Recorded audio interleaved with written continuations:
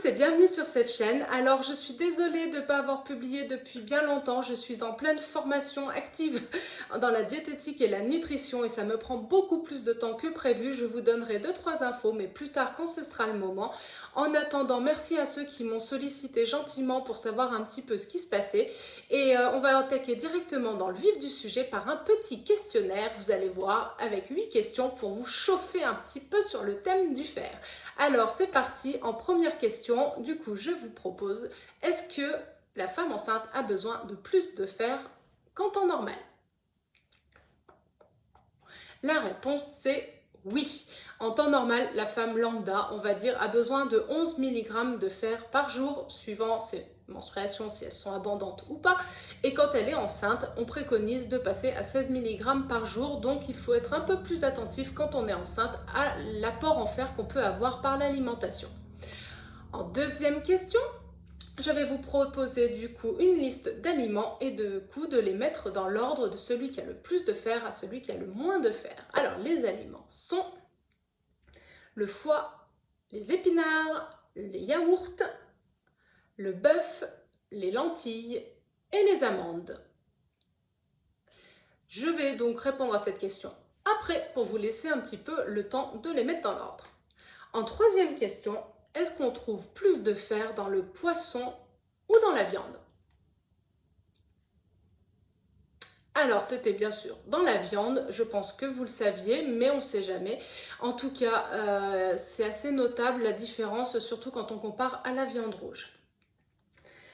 Pour répondre à la question précédente, du coup, l'ordre dans lequel il y a le plus de fer pour 100 g, donc on a en premier le foie, ensuite on a les amandes, ensuite on a les lentilles, ensuite seulement nous avons le bœuf, et après viennent les épinards cuits et le yaourt. Voilà, donc c'était dans cet ordre-là. À noter que finalement le bœuf se retrouve quand même pas tout en haut de la liste malgré ce qu'on pourrait un petit peu véhiculer dans les consciences collectives. Ensuite, je vais vous proposer 3 aliments et est-ce que vous pouvez me dire du coup lequel est le plus riche en fer? Alors, nous avons le boudin noir cuit, nous avons la tablette de chocolat à 70%, et le pain complet, parmi ces trois-là, lequel a le plus de fer? Eh bien, je pense que c'est sans surprise. Pareil, c'est quelque chose qu'on entend beaucoup, c'est le boudin noir. Alors, je sais que cette chaîne est censée parler de végétaux, mais en tout cas, je trouvais quand même utile de vous apporter des informations les plus complètes possibles. Donc, le boudin, c'est 20 mg. Le chocolat, quand même, c'est 11 mg pour 100 g. Donc, n'ayez plus de culpabilité à manger du chocolat noir, raisonnablement bien sûr. Et le pain complet, on est sur du 2 mg pour 100 g. Donc, c'est vrai qu'on peut facilement manger 50 voire 100 g de pain dans la journée. Donc, on a un petit apport qui s'ajoute dans la journée en fer. En cinquième question, est-ce que le fer est utile dans la fixation du calcium sur les os? Est-ce que du coup de manger du fer, ça rend nos os un peu plus solides et plus résistants? La réponse est non. En fait, le fer n'intervient pas dans tout le système de fixation du calcium. Par contre, il intervient dans la création de l'hémoglobine dans le sang, mais on en reparle juste après. Est-ce que le fer est mieux absorbé avec de la vitamine C? Oui, en fait, si vous consommez de la vitamine C de préférence au cours du même repas, votre absorption en fer sera augmentée. Et c'est important à savoir, notamment, vous comprendrez un petit peu plus tard. Ensuite, est-ce que parmi ces ingrédients, il y en a un qui ne contient pas de fer? Alors, nous avons les lentilles, les épinards, le pain complet, le yaourt et le riz. Est-ce que parmi ces ingrédients, certains ou plusieurs ne contiennent pas de fer? La réponse c'est oui, et c'est le riz. Alors la quantité de fer contenue est minime, on est sur du 0,0 je sais pas quoi, donc on va dire qu'il n'en contient pas. Et c'était intéressant à savoir, notamment si vous consommez beaucoup de riz. Et enfin, dernière question, est-ce que le thé noir limite l'absorption du fer? La réponse est oui. Donc si vous avez déjà vu notamment la vidéo dont j'ai parlé sur le café, effectivement les tanins limitent l'absorption du fer et c'est valable également pour la caféine. Et si vraiment le thé est important pour vous et le café, essayez de les prendre un peu à distance des repas quand les aliments sont déjà à peu près digérés. Allez, donc on attaque par la suite. On attaque par la suite. On continue par la suite, c'est plus logique. Alors, qu'est-ce que c'est que le fer? Je pensais que c'était quand même intéressant de vous faire un peu une reprise des points. Dans tous les cas, vous aurez en description toutes les sources de tout ce que j'ai utilisé pour créer cette vidéo. Donc, n'hésitez pas à les lire si vous voulez des compléments d'information. Le fer, il y en a deux types. Je ne sais pas si vous le saviez. En tout cas, il y a un fer qu'on dit d'origine animale. C'est le fer héminique, en rapport sûrement avec le sang. Et le fer non héminique, qui est globalement d'origine végétale. Il y a une différence également entre ces deux types de fer, c'est qu'ils ne sont pas absorbés de la même manière. Et quand on ne mange que des végétaux, je trouve qu'il faut le savoir. En fait, quand vous consommez du fer héminique, il est absorbé à hauteur à peu près de 25%. Par contre, si vous consommez du fer non héminique, il n'est absorbé qu'à 10% en moyenne. D'où l'intérêt d'avoir en tête ce que je vous ai dit avant, c'est-à-dire de mettre à distance les boissons à base de tanins et par contre d'associer de la vitamine C pour pouvoir avoir une absorption qui sera de meilleure qualité. Il y a également quelque chose qui joue sur l'absorption, ce sont nos réserves internes en fer. C'est-à-dire que si vous avez déjà suffisamment de fer, le corps il va se dire c'est bon, pas besoin d'en absorber tant que ça en plus. Par contre, si du coup vous êtes en carence, le corps va vouloir en absorber effectivement un peu plus, donc la dynamique d'absorption ne sera pas la même et vous allez beaucoup plus avoir besoin d'en rechercher quand vous êtes en carence que quand vous avez déjà des réserves. Les sources alimentaires, ça fait référence à ce que je vous ai dit juste avant. Donc on a le fer héminique qui vient des produits animaliers, donc je ne rentrerai pas forcément dans les détails, je vous laisse regarder si vous en avez envie.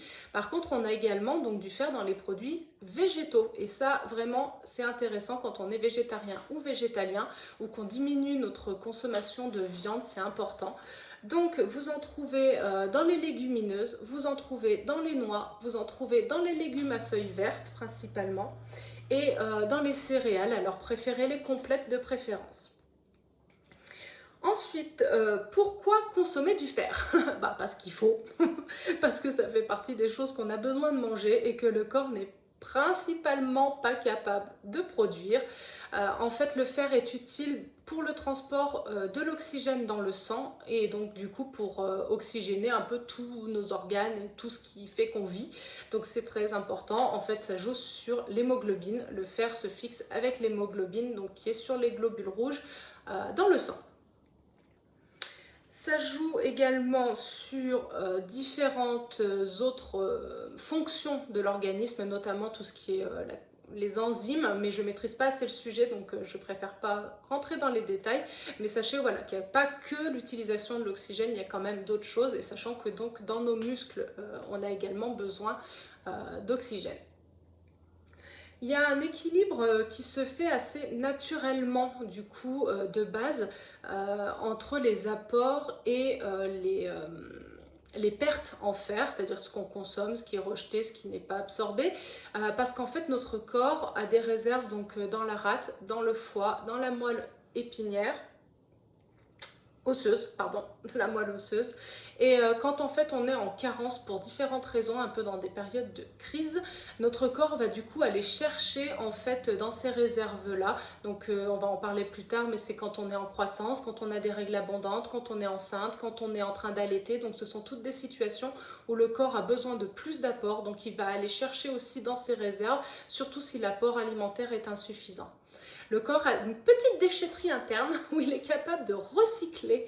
En fait, quand il y a des vieux globules rouges un peu tout pourris, il va aller les récupérer pour récupérer à l'intérieur le fer qu'il peut y avoir pour le remettre en route dans la circulation. Donc ça, c'est quand même pas mal. On a un petit peu un fonctionnement interne qui nous permet d'avoir un peu un taux minimum, sachant que si de toute manière on n'a pas des apports alimentaires suffisants, bien entendu ces réserves vont s'épuiser et on sera en carence de toute façon. Les populations qui sont le plus sensibles aux carences en fer, du coup, ça rejoint ce que je venais de vous dire. Donc, ce sont les personnes, les enfants notamment, donc en pleine croissance. Ce sont les femmes allaitantes, ce sont les femmes en grossesse, ce sont les personnes qui ont des règles abondantes, ce sont les personnes qui ont des saignements, notamment je pense aux personnes hémophiles qui ont du mal à coaguler, s'ils ont des saignements réguliers, ça fait partie des gens qui peuvent être carencés. On a également toutes les personnes, j'ai ma chienne qui boit, je suis désolée. Donc on a toutes les personnes aussi qui n'ont pas des apports alimentaires suffisants, alors soit par rapport à des régimes, soit par rapport à des difficultés à s'alimenter. Donc quand vous êtes végétarien, végétalien, il faut être vigilant parce qu'on peut donc manquer d'apports en fer, on peut manquer de vitamine B12 et de vitamine B9 et ces deux vitamines en fait ont vraiment un rôle également dans la formation des cellules sanguines et donc forcément du transport de l'oxygène, du fer et tout ça. En France, nous sommes... Ben oui. En France, il y a 25% de la population non ménopausée qui est en manque de fer, en déficit en fer, et on en a 5%. Elle est là, Minette. Oh. Et on a 5% de personnes qui sont vraiment anémiées. Donc c'est quand même 1 personne sur 4 en France est en manque de fer et on parle vraiment que des personnes non ménopausées. Donc ça commence quand même à être un peu conséquent. C'est pour ça aussi que je trouvais intéressant de faire cette vidéo. Et dans le monde, je vais quand même noter le chiffre, on est sur du 1,5 milliard de personnes dans le monde qui sont aussi en carence. Donc c'est 1 personne sur 5. Donc on est quand même sur quelque chose d'assez courant. Enfin, pour terminer... Il y a d'autres choses en fait par rapport aux carences en fer, donc ce sont les symptômes que ça peut générer et puis un petit peu je voulais vous dire qu'il y a certaines personnes notamment